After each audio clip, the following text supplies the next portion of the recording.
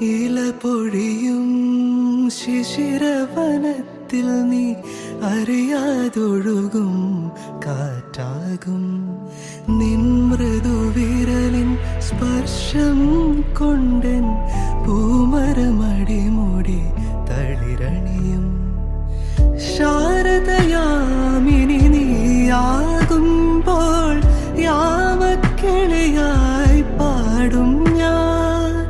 ഋതുവിൻ ഹൃദയം നീയായി മാറും പ്രേമസ്പന്ദനമാകും ഞാൻ.